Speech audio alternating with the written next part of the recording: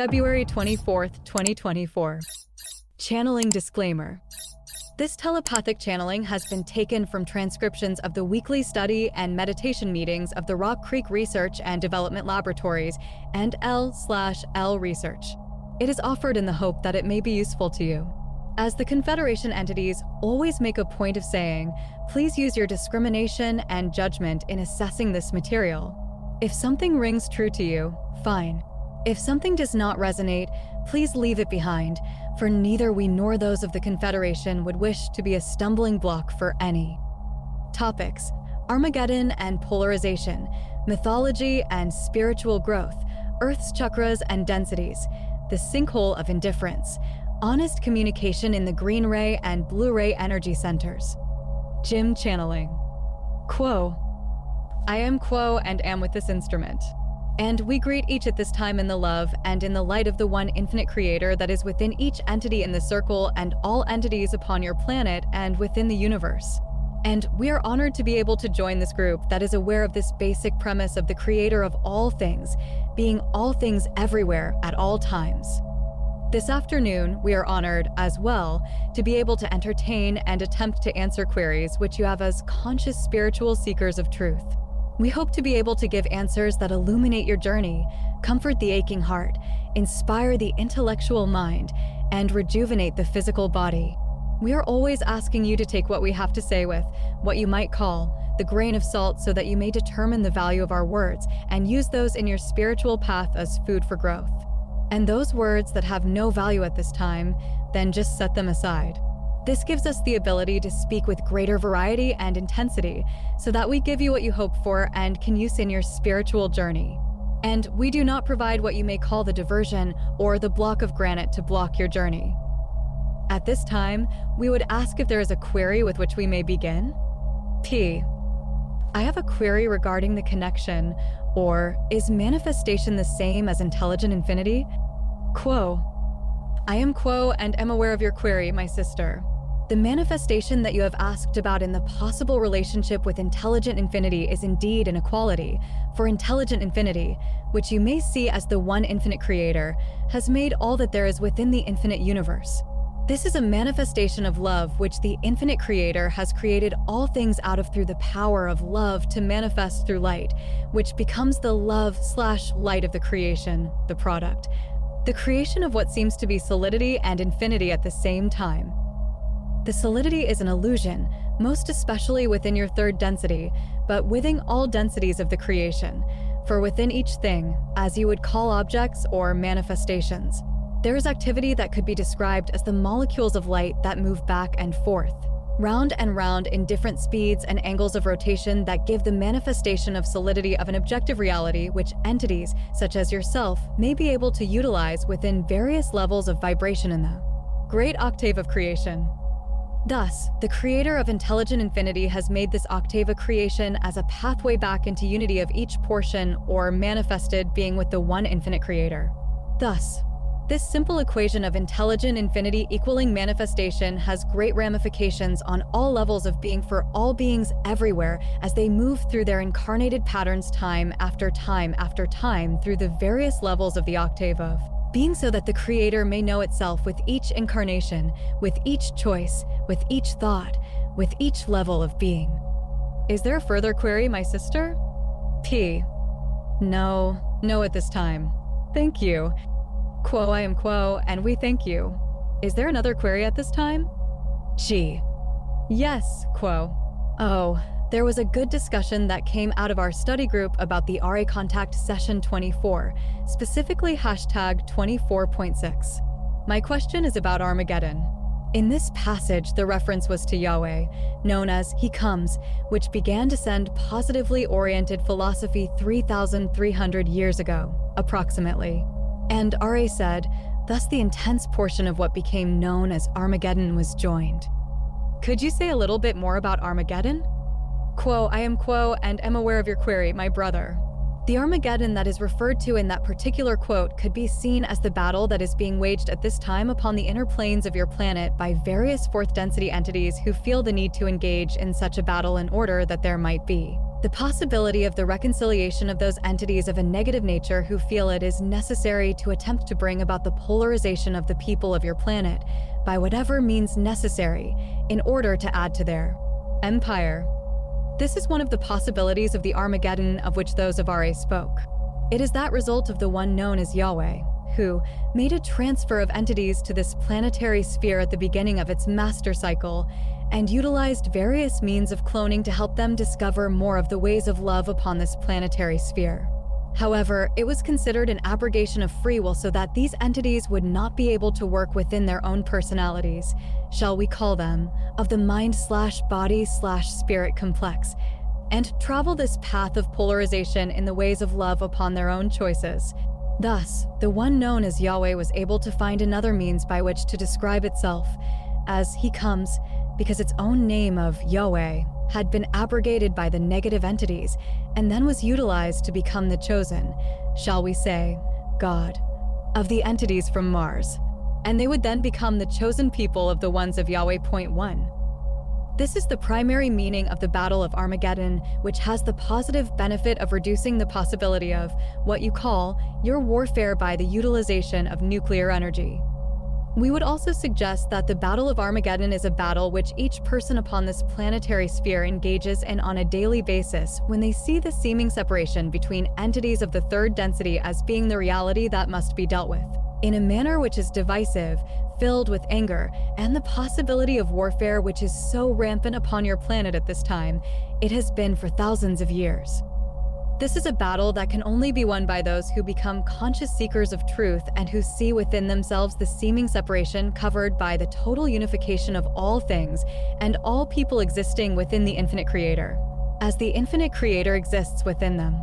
It is the great hope at the confederation of planets in the service of the infinite creator that more and more people upon your planetary sphere can become aware of this battle within themselves and reflected in the world around them. For as what heals the self, what heals the world around one. More and more of your entities need to be able to heal the self that together they might heal the battle scars of the population of Earth and of Earth herself. For she has been the victim of these battles for thousands and thousands of years and needs your assistance and attendance. We correct this instrument to the need to see within the illusion of separation and find the unification of all. Is there a further query, my brother? Gee, thank you. So is it correct to say that Armageddon continues today? And that a battle such as the one you've described can be conducted not out of divisiveness and anger, but out of love? Is that my understanding that correctly? Quo. I am Quo and am aware of your query, my brother. Yes, indeed.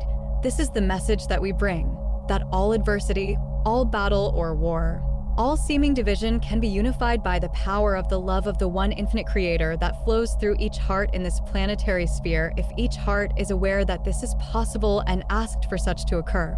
This is something that must be desired. It must become part of the spiritual path.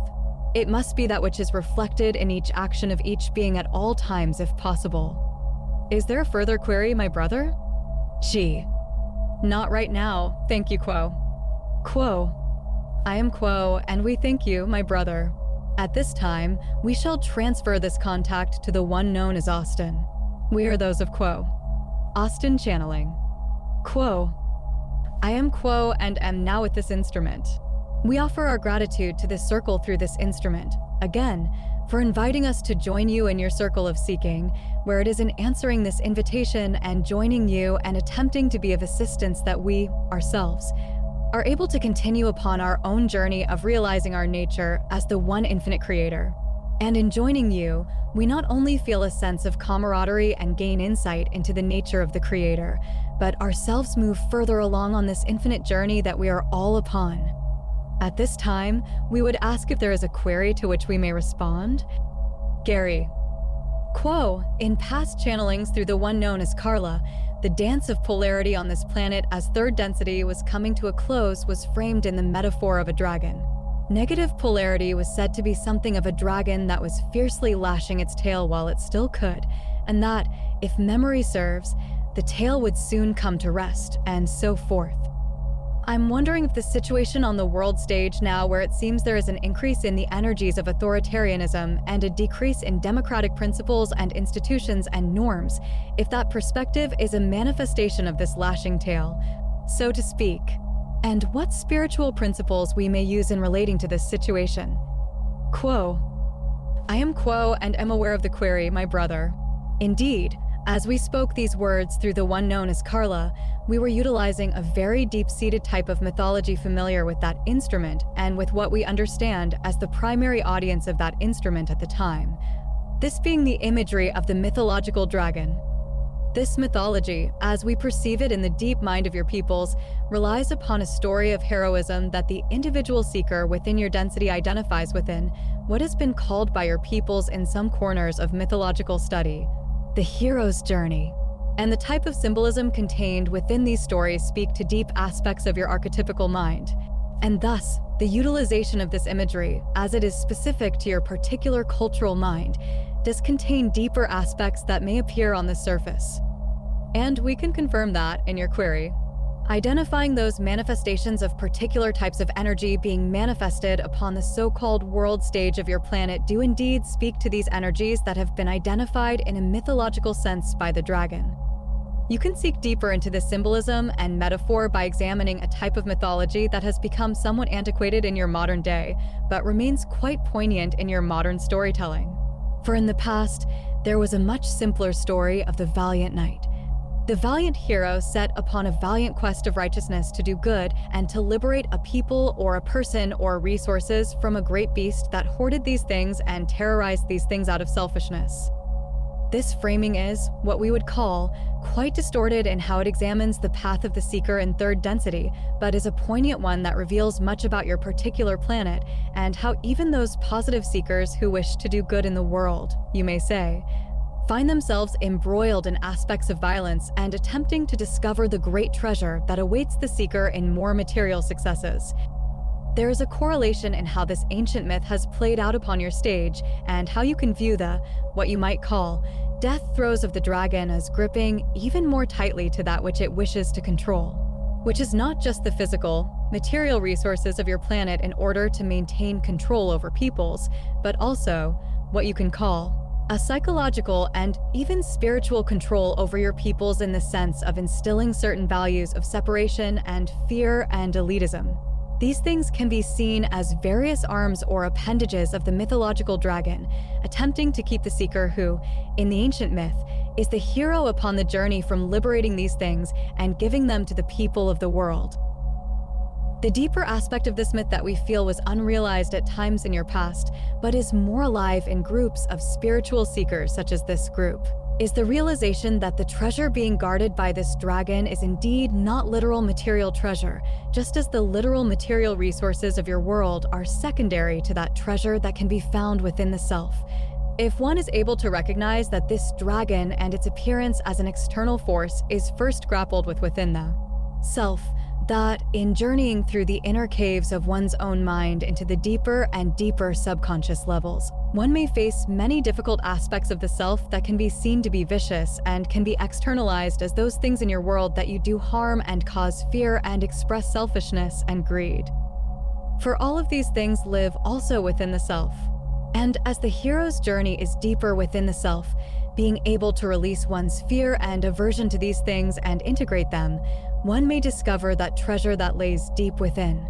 And that treasure being the true nature of the love and the light of the one infinite creator that exists within each person and each seeker and is available to all if one simply is able to recognize the reflective nature of that which exists outside of the self, as being an aspect of the self that cannot be rejected, cannot be abhorred, but instead is all part of the one infinite creator that you are.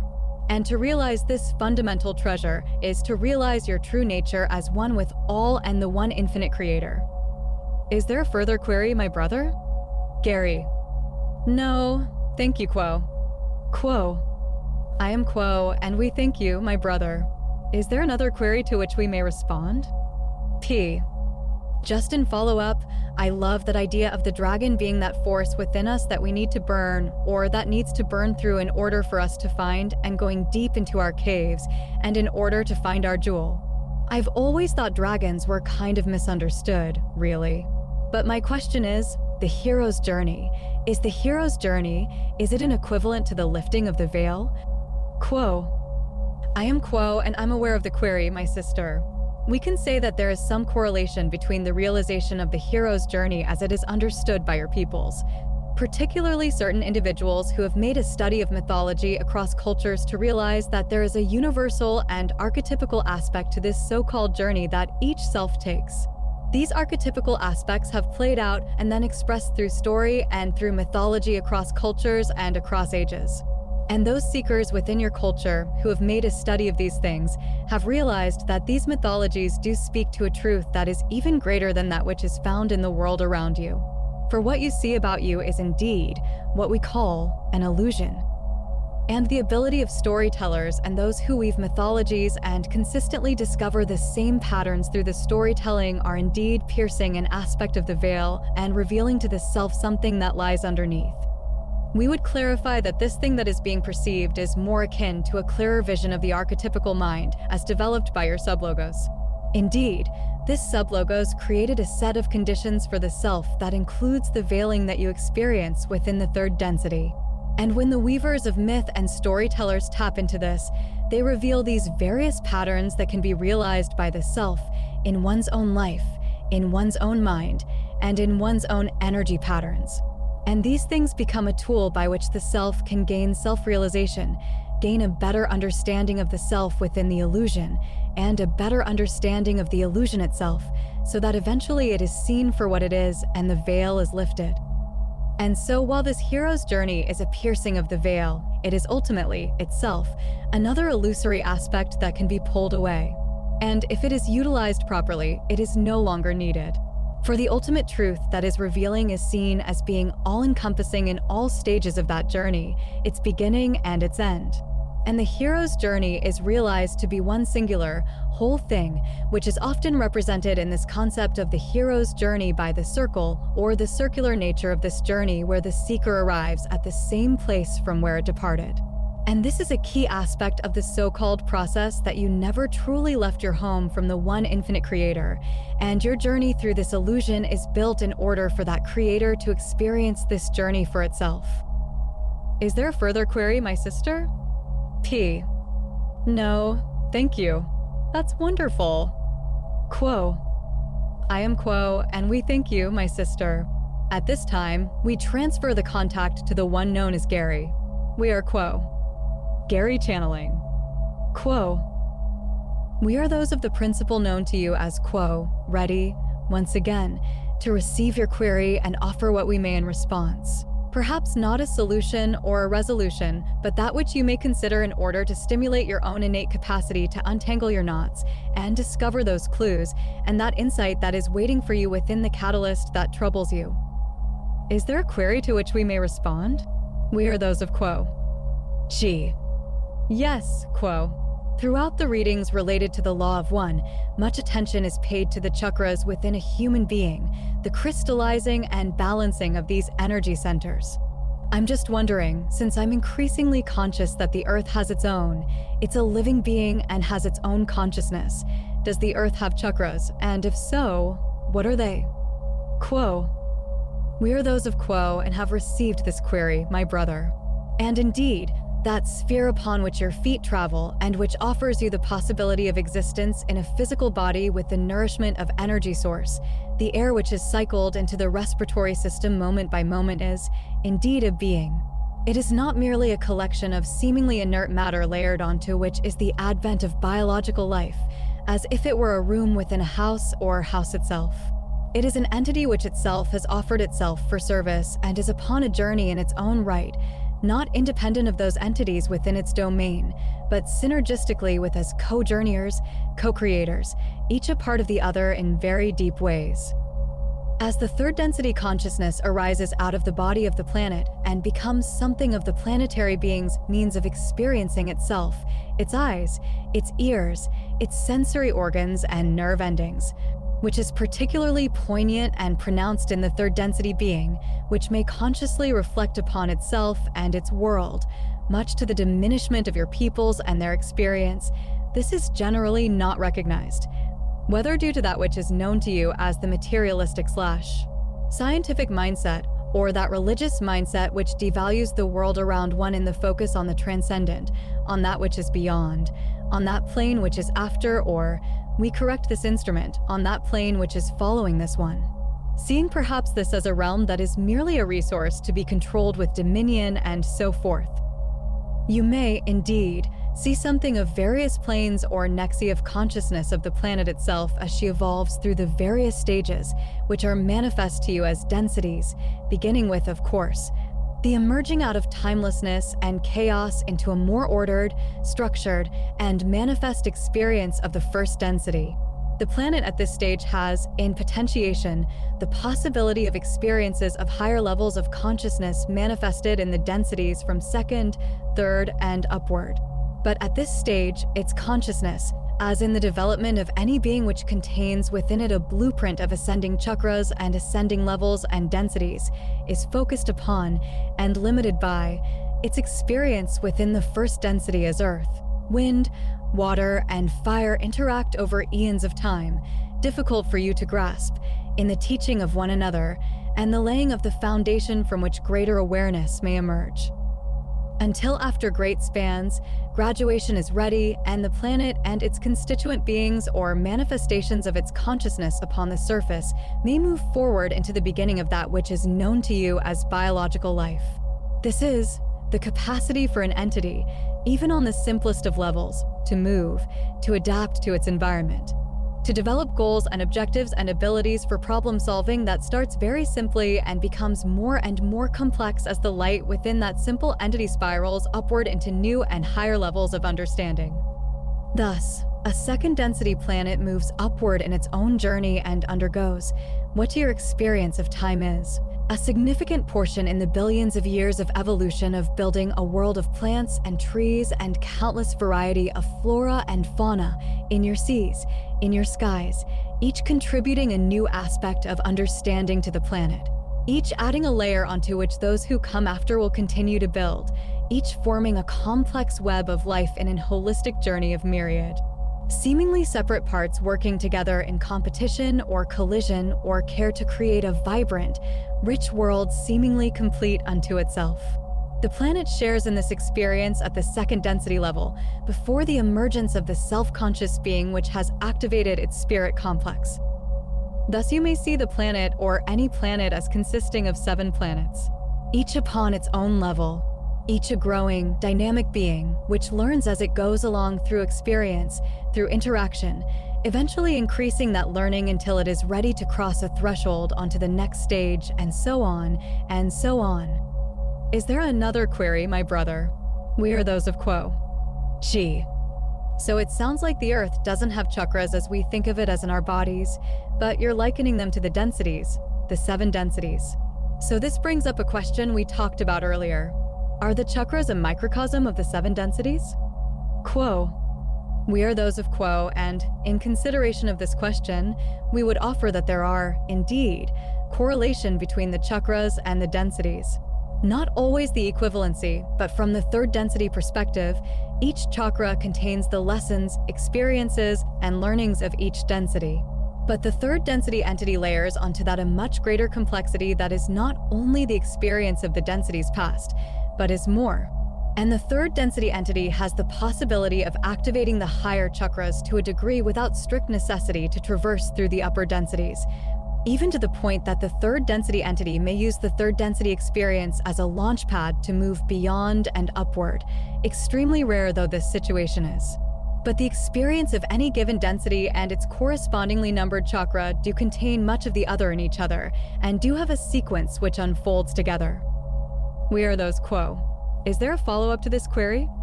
Gee. No? Thank you, Quo, that was great. Thank you. Quo. We thank you, my brother.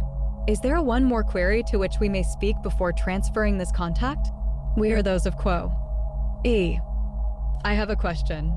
On January 4th of 2020, Quo spoke on the Sinkhole of Indifference Point 2. I think I got a little lost on the response and don't quite understand what this Sinkhole of Indifference is or how to avoid it. Am I considered to be in the sinkhole by not involving myself or having a set opinion on controversial topics or being wrapped in the news? Or does the sinkhole of indifference lean more towards the spiritual matters? Hopefully that makes sense. In short, I'm just asking for clarity. Quo. We're those of Quo and appreciate your query, my sister. And indeed, your question makes complete sense. We are able to understand and consider not just in the window of having the honor of addressing your query, but in our larger journey of trying to understand the challenges that your peoples face in our own desire to be of maximum support and service. And the perennial challenge we have in doing so in significant part thanks to this condition, which we have described as the sinkhole of indifference. This sinkhole is not necessarily a condition of any particular action, as your query has explored, but rather connects to the greater situation of polarity upon your planet.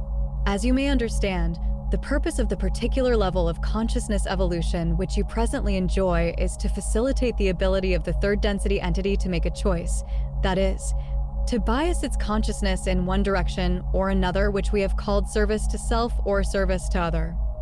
To make this choice not once or not in a single moment, but to pursue, then, this choice to build a charge in either direction, to continue to use one's catalyst in one of two broad ways, that being on the service to self path, to attempt to control and manipulate one's catalyst, oneself, and others about the self in order to acquire personal power for the self at the expense of others, to use deception and infringement as part of this strategy. This is a valid path of evolution. Or, conversely, to love and accept one's catalyst of the day, to honor the sacredness of beauty and divinity within the self, within all things, to seek not to infringe upon but to honor free will with a working toward the harmony of beings, to radiate freely love and light. This, as you would say, in a nutshell, is the function of this particular density to facilitate a choice in one of these two directions. However, those upon your planet, in the majority, have not made this choice for themselves. They have avoided this choice, not just within the span of your planet's third density experience, but upon many previous planetary experiences, where they did not use their catalyst to polarize their consciousness. Thus, not using third density. Thus, not graduating into the next density of consciousness evolution, that of the love and understanding of fourth density. They repeat the grade, as you may see it. This chronic condition of nonpolarity is that to which we refer as the sinkhole of indifference. What is the source of this avoidance of catalyst use? What is this apathy, this indifference, this intransigence? We correct this instrument, this addiction, so, to speak, to distraction, sleep, and unconsciousness. 3. This love of the dream and remaining in a state of dreaming, almost as if many upon your sphere do not wish to face the self to begin the journey of waking up. To refrain from conflict, to not take up arms or battle, to step outside the fray in order to hold one's own peace, if not at times sanity, is not, in and of itself, indicative of being stuck in that gravity well of a sinkhole. My sister, it is rather how you relate to yourself, to others. How you process your catalyst. It is your intentions. It is the consciousness with which you approach your life and your journey. You are a seeker upon a path who asks of herself and her universe questions, who cultivates intentions for growth and healing in the manner most suitable to you that you may be of service and a light to others. These, or rather, this fundamental orientation is that which has an escape velocity, shall we say, from that sinkhole. Instead, most within your world are comfortably, albeit often miserably, ensconced or magnetically stuck to this sinkhole. And this condition permeates nearly every aspect of your society. It is not seen as such.